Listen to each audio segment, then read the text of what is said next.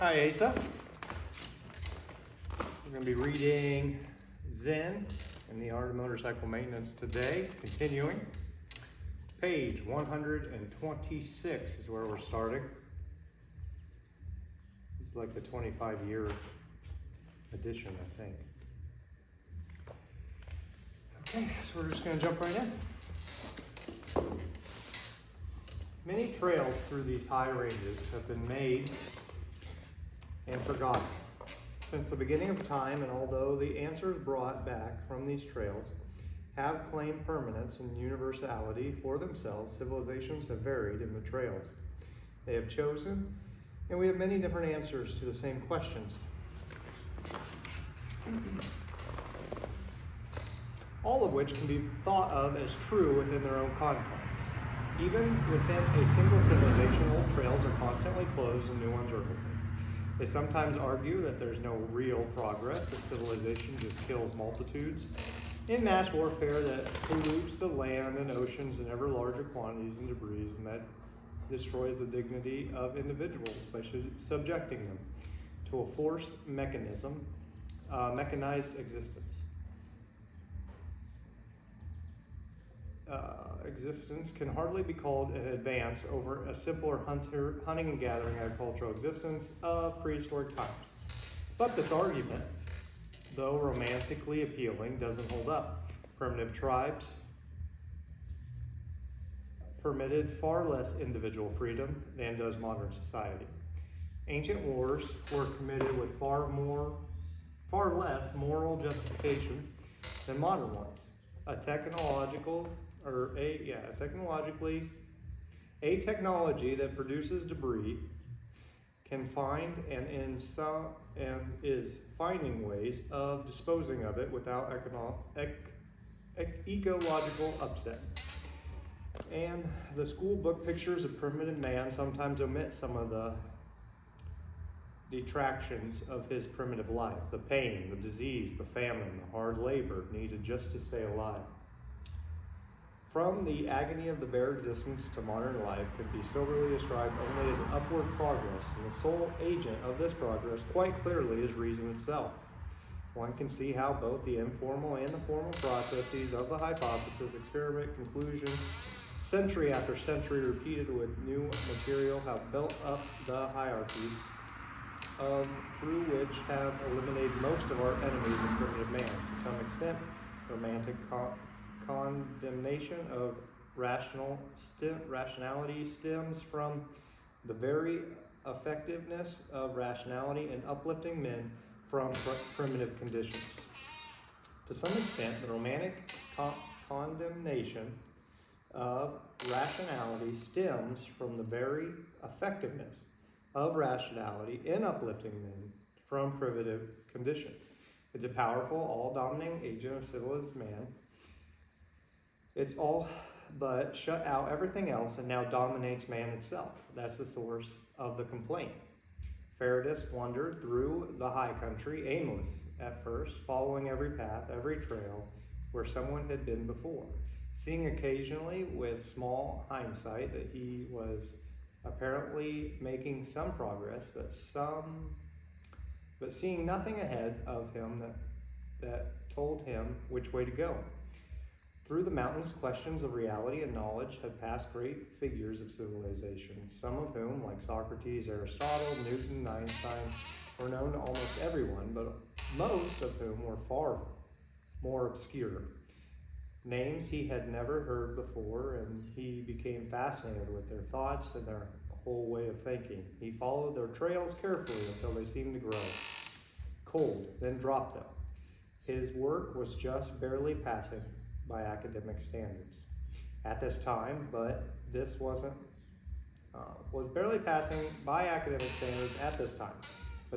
because he wasn't working or thinking. He was thinking too hard. And the harder you think, the higher country of the mind, the slower you go. The harder you think in this high country of the mind, the slower you go. Ferratus read in a scientific way rather than a literary way, testing each sentence as he went along, noting doubts and questions to be resolved later. I'm fortunate to have a whole trunk full of volumes of these notations. What is most astonishing about them is that almost everything he said years later is contained in them.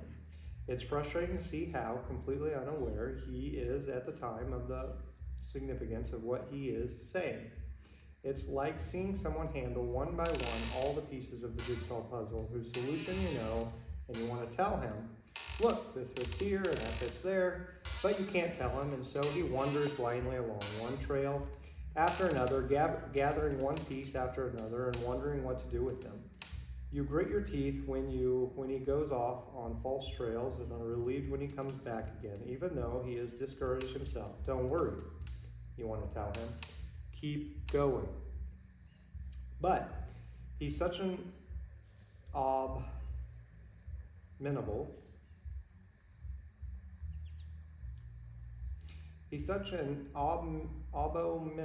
scholar, it must be through the kindness of his instructors that he passes along. He prejudges every philosopher he studies. He always intrudes and imposes his own views upon the material he is studying. He is never fair. He's always partial. He wants each philosopher to go a certain way and becomes infuriated when he does not. A fragment of memory is preserved of him sitting in a room at 3 and 4 in the morning with Immanuel Kant, famous critique of pure reason, studying it as a chess player studies the openings of a tournament, masters trying to test the line of development against his own judgment and skill, looking for contradictions and incongruities. Faraday is a bizarre person when contrasted with the 20th century Midwestern American who surrounded him, but when he is been seen studying Kant, he is less strange. For this 18th century,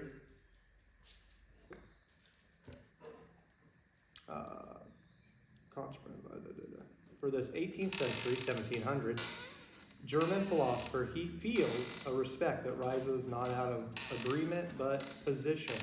Kant is always superbly methodical, persistent, regular, meticulous. He also scales that great snowy mountain of thought, considering what is in the mind and what is outside the mind. It is, for modern climbers, one of the highest peaks of all. And I know now to magnify this picture of Kant and show a little about how he thought and how Faraday thought about him in order to give a clearer picture of what the high country of the mind is, and also to prepare the way for an understanding of Faraday's thought. I need to get this book by Kant, I guess. Immanuel Kant, Critique of Pure Reason. Critique of Pure Reason. Faraday's resolution of the entire problem of classical and romantic understanding occurred at first in the high country of the mind, and unless one understands the relation of this country to the rest of the existence, the meaning and the importance of the lower levels of what he said here will be underestimated and misunderstood. To follow Kant, one must also understand something about the Scottish philosopher David Hume. Hume had previously submitted that if one follows the strict rules of logic, induction and deduction from experience to determine the true nature of the world, one must arrive at a certain conclusion. His reasoning follows lines that would result from answers to this question. Suppose a child is born devoid of all senses. He has no sight, no hearing, no touch, no smell, no taste, nothing. There's no way whatsoever for him to receive any sensations from the outside world. And suppose this child is fed intravenously, and otherwise attended to keep alive for 18 years. Intravenously, that might be intravenously. And suppose this child is fed intravenously and otherwise attended to and kept alive for 18 years in this state of existence. The question then is asked, does this 18-year-old person have a thought in his head? If so, where does it come from? How does he get it?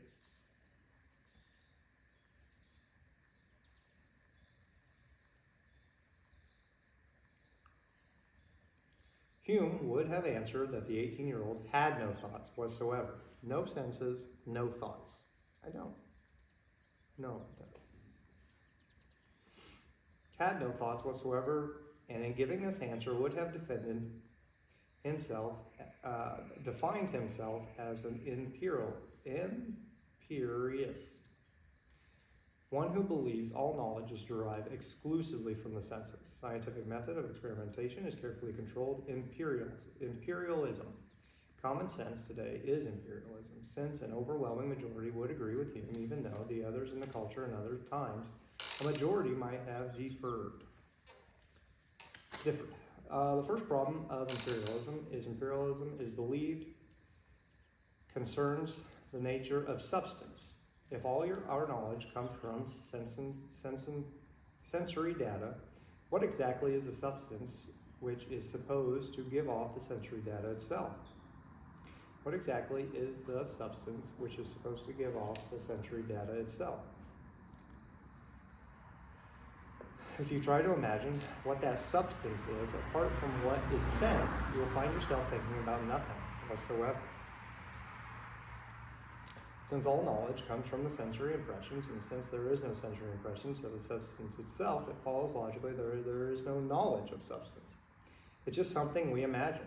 It's entirely within our own minds. The idea that there's something out there giving off the properties we received is just another of those common sense notions, similar to the common sense notion children have that the earth is flat and parallel lines never meet.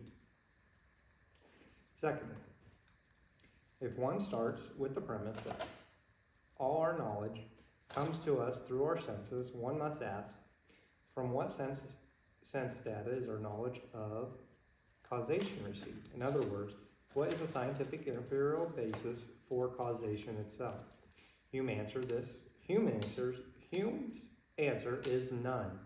There is no evidence for causation in our senses. Like substance, it's just something we imagine.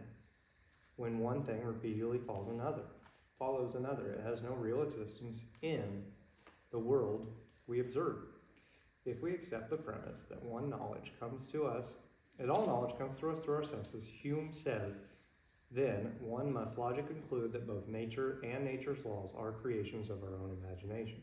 This idea that the entire world is within one's own mind could be dismissed as absurd if Hume had just thrown it out of speculation, but he was making it an airtight case.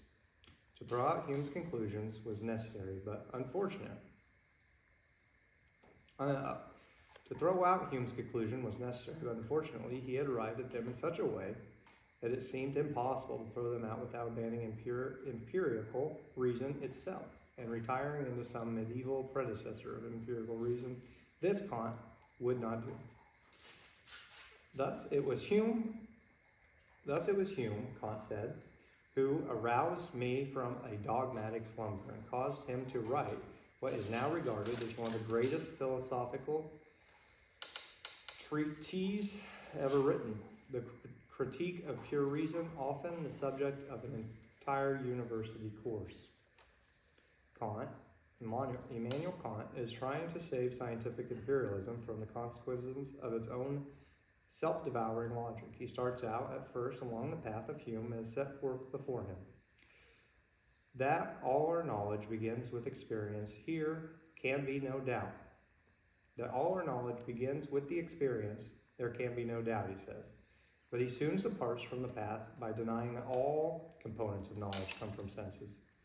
At the moment the sense data are received, but through all knowledge begins with experience, it does not follow that it arises out of experience.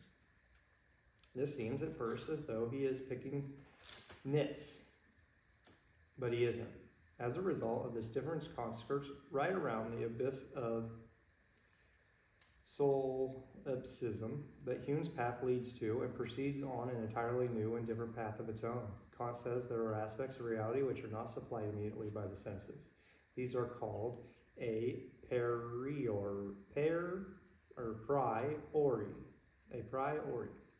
An example of a priority knowledge is time. You don't see time, neither do you hear it, smell it, taste it, touch it. It isn't present in the sense data as they are received. Time is what Kant calls an intuition, which the mind must supply as it receives the sense data. The same is true of space. Unless we apply the concepts of space and time to the impressions we receive, the world is unintelligible. Just a kaleidoscope, jumble of colors, patterns, noises, smells, and pains and tastes without meaning. Could you imagine having all your senses and experiencing the world without knowing time or space?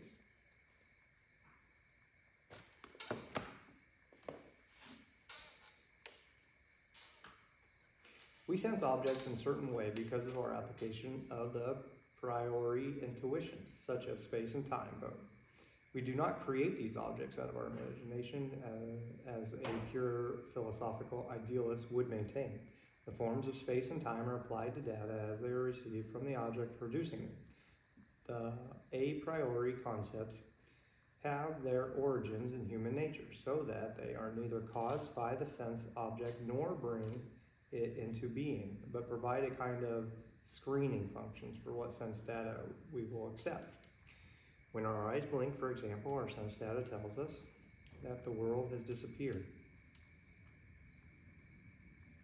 But this is screened out and never gets to our consciousness because we have in our minds a priori concept that the world has continuity. What we think of as reality is continuous synthesis of elements from mixed hierarchy of priori concepts and the ever-changing data of our senses. Now stop and apply some of the concepts Kant has put forth to this strange machine that this creation has been bearing us along through space-time. See our relation to it now as Kant reveals it to us. Hume has been saying in effect that everything I know about this motorcycle comes to me through my senses. It has to be. There is no other way. If I say it's made of metal and other substance, he asks, what is metal? If I answer that metal is hard and shiny, cold to the touch, and deforms without breaking under blows from a harder material, Hume says, those are all sights and sounds and touches. There's no substance. Tell me what metal is apart from those sensations. Then, of course, I'm stuck.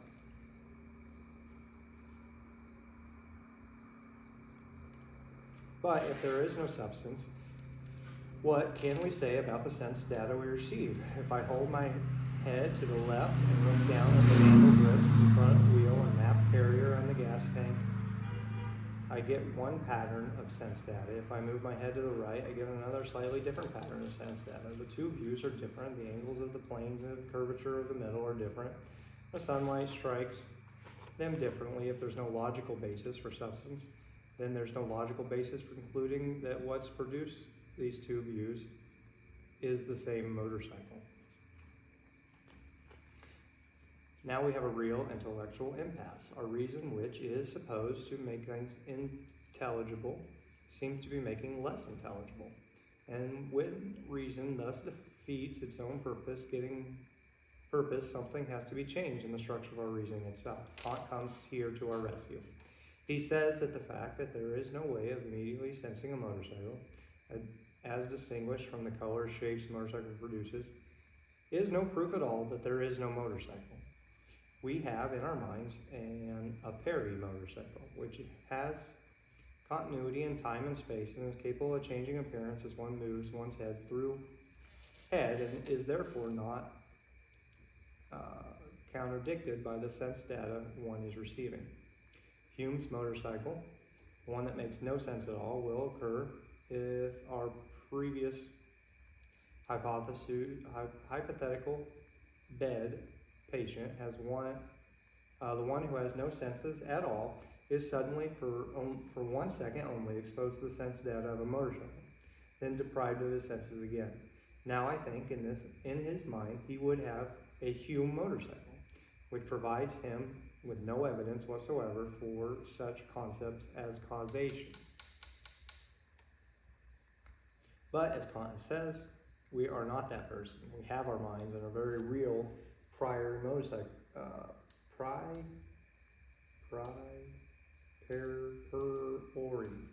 motorcycle, whose existence we have no reason to doubt, whose reality can be confirmed at any time. This a priori motorcycle has been built up in our minds over many years from enormous amounts of sensory data and it is constantly changing as new sense data comes in. Some of the changes in the specific a priori motorcycle I'm riding are very quick and transitory, such as its relationship to the road. This I'm monitoring and correcting at all times as we take the curves and the bends on the road. As soon as the information of no more value, I forget it, and because there's more coming in that must be monitored. Other changes of this a priori are slower. Disappearance of gasoline from the tank, disappearance of rubber from the tires, loosening of the bolts and nuts, changing the gap between the brake shoes and the drums. Other aspects of the motorcycle change so slowly they seem permanent. The paint job, the wheel bearings, the control cables, yet these are constantly changing too. Finally, if one thinks in terms of really large amounts of time, even the frame is changing slightly, from the road shocks and thermal changes, the forces of internal fatigue common to all metals. It's quite a machine, this a priori motorcycle. If you stop to think about it long enough, you'll see that it's the main thing. The sense data confirm it, but the sense data aren't it. The motorcycle that I believe in an a priori way to be outside of myself is like the money I believe I have in my bank. If I were to go down to the bank and ask to see my money, they would look at me a little particularly. Peculiarly.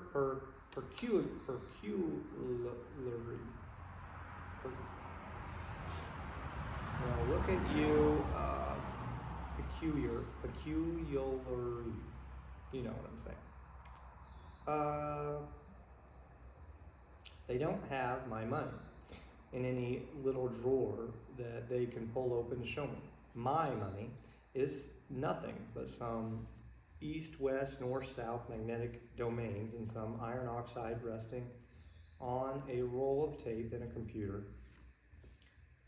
In some iron oxide, in some rust, resting on a roll of tape in a computer storage bin. But I'm satisfied with this because I have faith that if I need the things that money enables, the bank will provide the means through their checking system of getting it.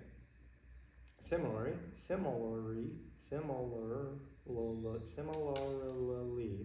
even though my sense data have never brought up anything that could be called substance, I'm satisfied that there's a capability within the sense data of achieving the things that substance is supposed to be and supposed to do, and that the sense data will continue to match the a priori motorcycle of my mind.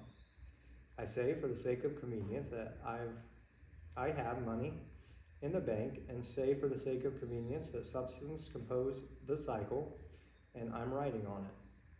The bulk of Kant's critique of pure reason is concerned with how this a priori knowledge is acquired and how it is employed. Kant calls this thesis that our a priori thoughts are independent of the sense data and screen that we see a Copernican revolution. By this is referred to the Copernicus statement. Copernican. Copernicus statement that the Earth moves around the sun. Copernicus. Statement that the Earth moves around the sun. Nothing changed as a result of this revolution, yet everything changed. Or to put it in Kantian terms, the objective world producing our senses data did not change, but our a priori concept of it was turned inside out. The effect was overwhelming. It was the acceptance of the Copernican revolution that distinguishes modern man from medieval predecessors.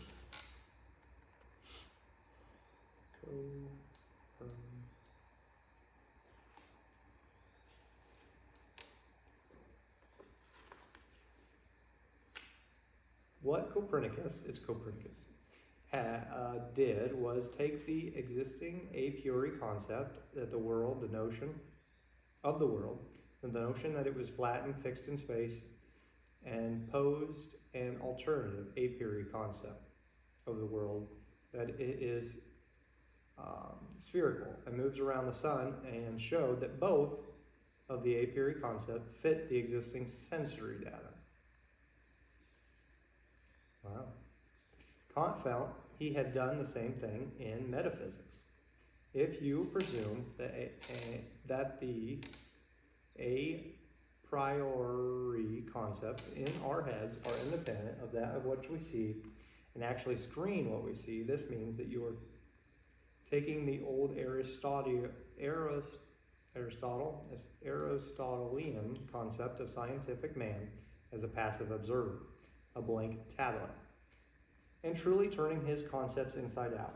Kant and his millions of followers have maintained that as a result of this inversion, you get a much more satisfying understanding of how we know things. I've gone into this example in some detail, partly to show you some of the high country and the enclosed perspective, but more to prepare for what Faradis did later. He too performed a Copernican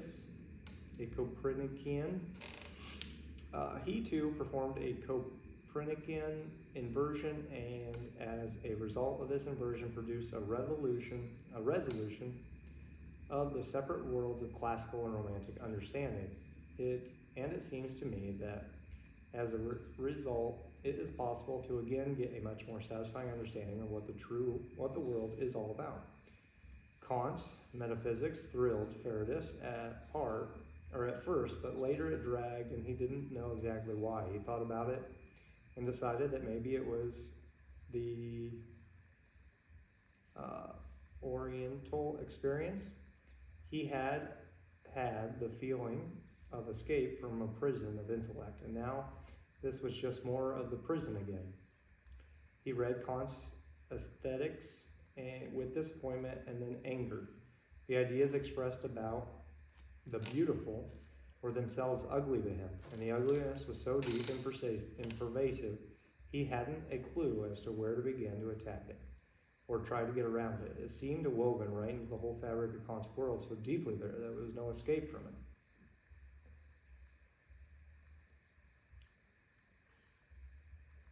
It wasn't just an 18th century ugliness or a technical ugliness. All of the philosophers he was reading showed it. The whole university he was attending smelled of the same ugliness. It was everywhere. It was in the classroom, in the textbooks. It was in himself, and he didn't know why or how. It was reason itself that was ugly, and there seemed no way to get free. So where's this ugliness coming from? Kant's metaphysics thrilled Faradis at first, but later it dragged, and he didn't know exactly why. He thought about it and decided that maybe it was the Oriental experience. I don't know what that means.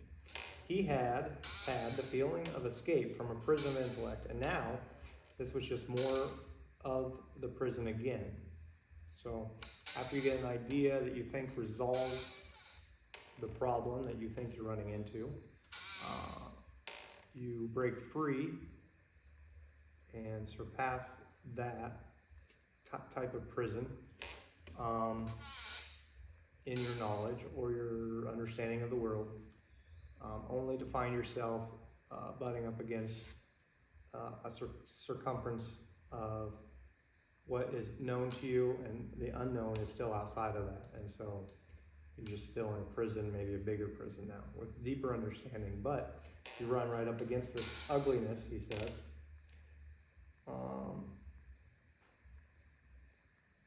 He read Kant's Aesthetics with disappointment and then anger. The idea expressed about the beautiful were themselves ugly. But he says it was reason itself that was ugly. It was reason itself that was ugly, and there seems to be no way to get free. And do you think there is a way to get free? Is there a bottom? Is there a bottom truth that we can get to? Okay, we're starting chapter 12. At Cook City, John and Sylvia looked and sounded happier than I had seen them in years. And we whacked into our hot beef sandwich with great whacks. I'm happy to hear and see all the high country exuberance, but don't comment much, just keep eating. Outside the picture window across the road are huge pines. Many cars pass beneath them on their way to the park. We're a long way down from the timberline now. Warmer here, but covered over with occasional low cloud ready to drop rain. I suppose if I were a novelist rather than a Chautauqua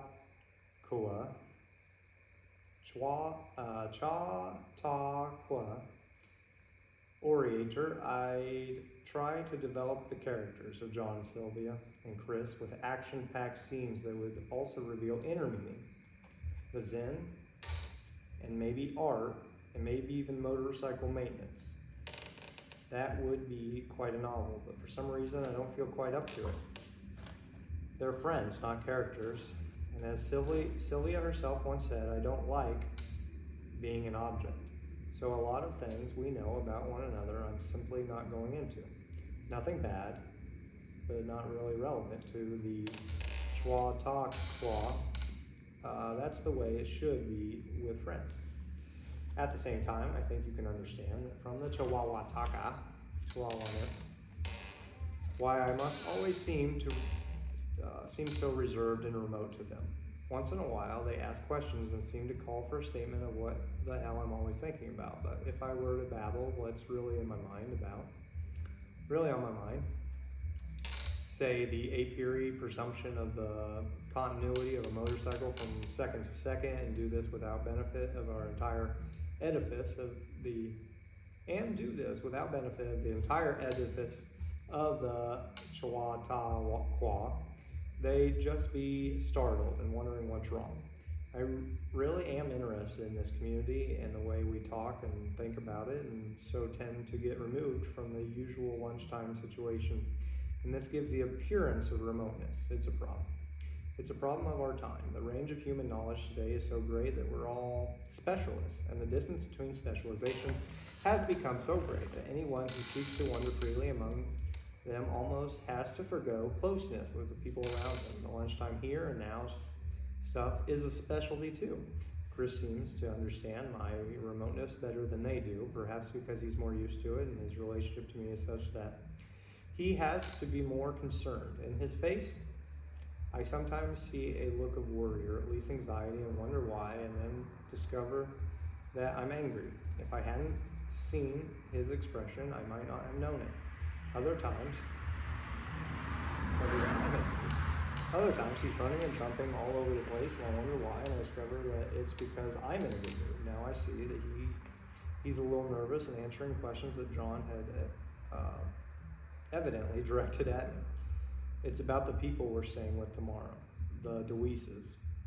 I'm not sure what the question was, but add, he's a painter. He teaches fine arts at the college there, an abstract impressionist. They ask how I came to know him, and I have to answer that I don't really remember, which is a little evasive. I don't remember anything about him except fragments. He and my wife were evidently friends of Faraday's friends, and he came to know them that way. They wonder what the engineering writer like myself would have in common with an abstract painter, and I have to say again that I don't know. I mentally filed through the fragments for an answer, but none comes. Their personalities were certainly different, whereas photographs of Ferris' face during the period shown alienation and aggression. A member of his department had half-jokingly called it a subversion. Look, some photographs of DeWeeses from the same period show a face of quite passive, almost sincere, except for a mild questioning expression. In my memory is a movie about World War I. About a World War I spy who studied the behavior of a captured German officer who looked exactly like him. By means of one-way mirror, he studied him for months until he could imitate every gesture and nuance of his speech. Then he pretended to be the escaped officer in order to infiltrate the German army command. I remember the tension and the excitement as he faced his first test with the officer's old friends to learn if they would see through his imposture. Now I have some of the same feelings about Deweese, who naturally presumes I'm the person he once knew. I think in this book, the main character speaking narrating here has a long lost life that he has forgotten, and he had a head injury or something, so he's not the same person anymore. Outside, a light mist has made the motorcycles wet. I take out the plastic bottle from the saddlebag and attach it to the pump. We'll be entering Yellowstone Park soon. The road ahead is foggy, and it seems like a cloud has drifted into the valley, which isn't really a valley, but more like a mountain pass. I don't know how well Deweese knew him and what memories he'll expect me to share. I've gone through this before with others, and I've usually been able to gloss over awkward comments or moments. The reward each time has been an expansion of knowledge about Ferratus, what has greatly aided further impersonation, which over the years has supplied the bulk of information I've been presenting here. From what fragments of memory I have, Ferratus had a high regard for Deweese because he didn't understand him. For Ferratus, failure to understand something created tremendous interest. And Deweese's attitudes were fascinating. They seemed all haywire. Ferratus would say something he thought was pretty funny, and Deweese would look at him puzzled, in a puzzled way, or else take him seriously. Other times, Ferratus would say something that was very serious and of deep concern, and Deweese would break out laughing as though he had cracked the cleverest joke that he had ever heard. For example, there was a fragment of a memory about a dining room table whose edge veneer had come loose and which Pyrrhus had re-glued. He held the veneer in place while the glue set by wrapping a whole ball of string around the table, around and around and around. Deweese saw the string and wondered what that was all about. That's my latest sculpture, Ferratus had said. Don't you think it's kind of builds? Instead of laughing, Deweese looked at him in amazement, studied it for a long time, and finally said, "Where did you learn all this?" For a second, Ferratus thought that he was continuing the joke, but he was serious. Another time, Ferratus was upset about failing students. Walking home with Deweese under some trees, he had commented on it, and Deweese had wondered why he had took it so personally. "I've wondered too," Ferratus had said, and in a puzzled voice he added, "I think maybe it's because every teacher tends to grade up students who resemble him the most. If your own writing shows neat penmanship and you regard that more important in a student than if it doesn't, if you use big words and you're going to like students who write with big words." "Sure, what's wrong with that?" Deweese had said. There's something wacky here," Ferratus had said, "because the students I like the most, the ones I really feel a sense of identity with, are all failing." Deweese had completely broken up with laughter at this and left Ferratus feeling miffed. He had seen it as a kind of scientific phenomenon that might offer clues leading to a new understanding, and Deweese had just laughed. At first he thought Deweese was just laughing at his unintended insult to himself, but that didn't fit because Deweese wasn't a derogatory kind of person at all. Later he saw it as the kind of super truth laugh. The best students always are flunking. Every good teacher knows that. It was a kind of laughter that destroys tension produced by impossible situations, and Ferratus could have used some of it because at the time he was taking things way too seriously. This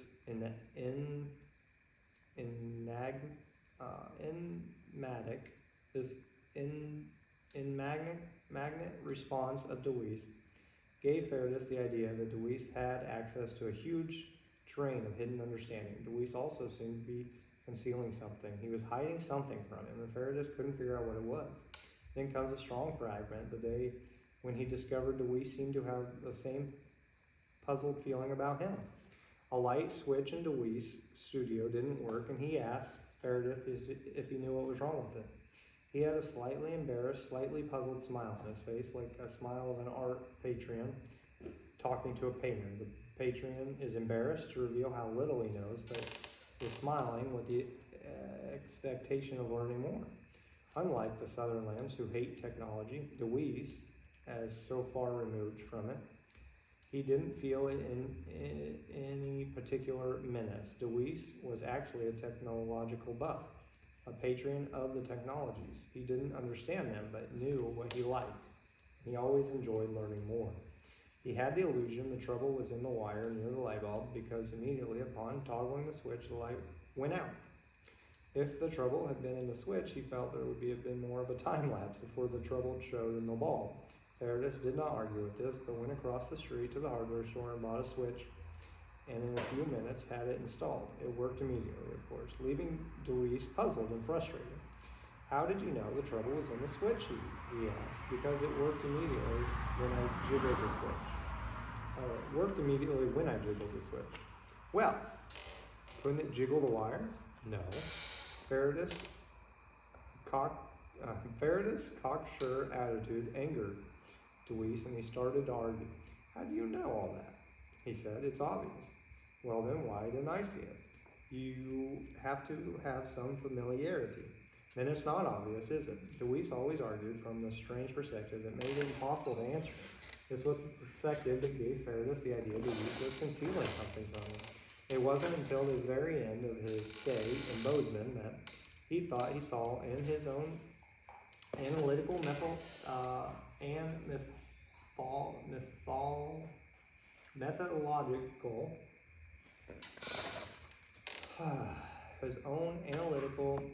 and methodical way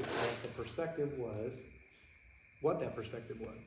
At the park entrance, we stop and pay a man in a smoky bear hat. He hands us a one-day pass in return, and I see an elderly tourist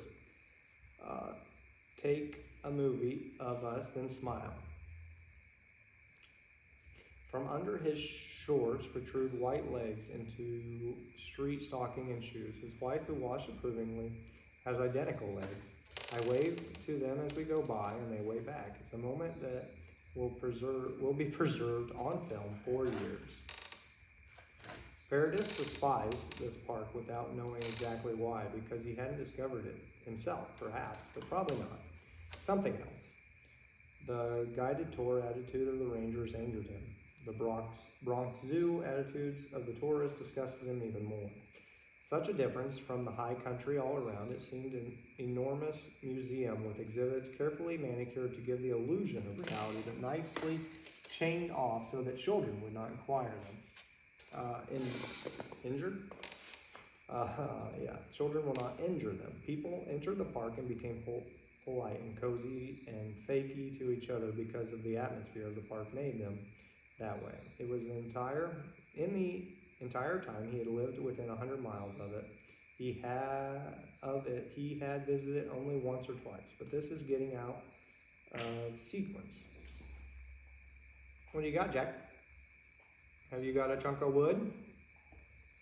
Don't choke. There's a span of about 10 years missing. He didn't jump from the Montana to Bozeman, Montana. During the span of 10 years, he lived in India for a long time studying Oriental philosophy at Benares Hindu University, Benares. As far as I know, he didn't learn any occult secrets. There, nothing had happened at all except exposures. He listened to philosophers, visited religious persons, absorbed in thought, and then absorbed in thought some more, and that was about all. All his letters show in an enormous confusion of contradictions and incongruities and divergence and exceptions to any rule he formulated about the thing he observed. He entered India an empirical scientist, and he left India an empirical scientist, not much wiser than when he had been when he'd come. However, he had been exposed to a lot and acquired a kind of latent image that appeared in conjunction with many other latent images later on. Some of these latencies should be summarized because they become important later on. He became aware of the doctrinal difference among Hinduism and Buddhism and Taoism are not anywhere near as important as the doctrinal difference among Christianity and Islam and Judaism. Holy wars are not fought over them because verbalized statements about reality are never presumed to be reality itself. In all of the Oriental religions, great value is placed on the Sanskrit doctrine of the Tai Tiv Asai, thou art that, which asserts that everything you think you are and everything you think you perceive are undivided. To realize fully this lack of division is to become enlightened. Which asserts that everything you think you are and everything you think you perceive are undivided. You, what you are, and what you perceive are undivided. Undivided, the same thing, or touching. Logistics presumes a separation of subject from object. Therefore, logic is not a final wisdom. The illusion of separation of subject from object is best removed by the elimination of physical activity, mental activity, and emotional activity. There are many disciplines for this. One of the most important is the Sanskrit, Dhyana,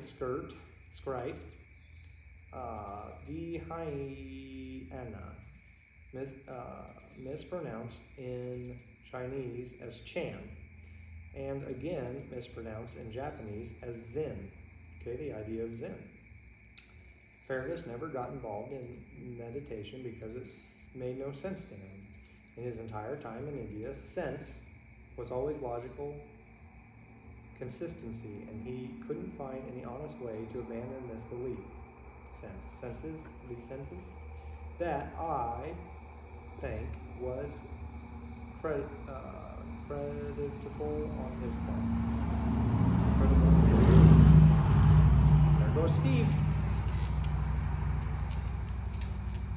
But one day, in the classroom, the professor of philosophy was gleefully expounding on the illusionary nature of the world for what seemed the fifth time in Faraday's raised his hand and he asked coldly, as if it was believed that the atomic bombs that had dropped on Hiroshima and Nagasaki were illusionary. The professor smiled and said yes, and that was the end of that exchange.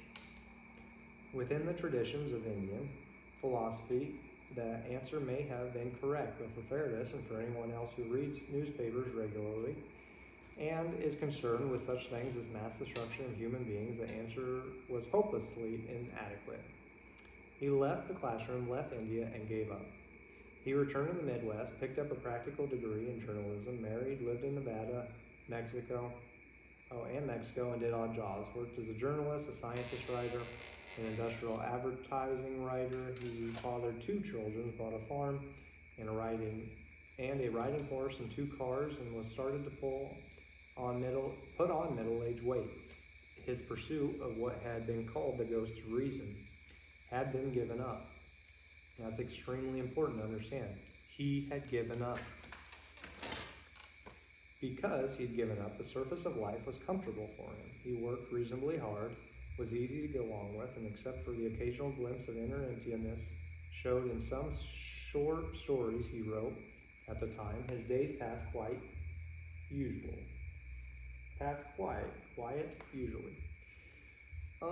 What started him up here into these mountains isn't certain. His wife seemed to not know, but I guess it was perhaps some of those inner feelings of failure and the hope that somehow this might take him back on track again. He had become much more mature, as if the abandonment of his inner goals had caused him to somehow age more quickly. We exit from the park at a gardener where not much rain seems to fall because the mountainsides show only grass and sage in the twilight. We decided to stay here for the night. The town is on high banks of either side of a bridge over a river which rushes over smooth and clean boulders. Across the bridge, they've already turned the lights on at the motel where we checked in, but even in the artificial lights coming from the windows, I can see each cabin has been carefully surrounded by planted flowers, and so I stepped carefully to avoid them. I notice things about the cabin too, which I point out to Chris. The windows are all double hung and sash weighted. The doors click shut without looseness. All the moldings are perfectly mitered. There's nothing arty about it. It's just well done. And something tells me it's all done by one person.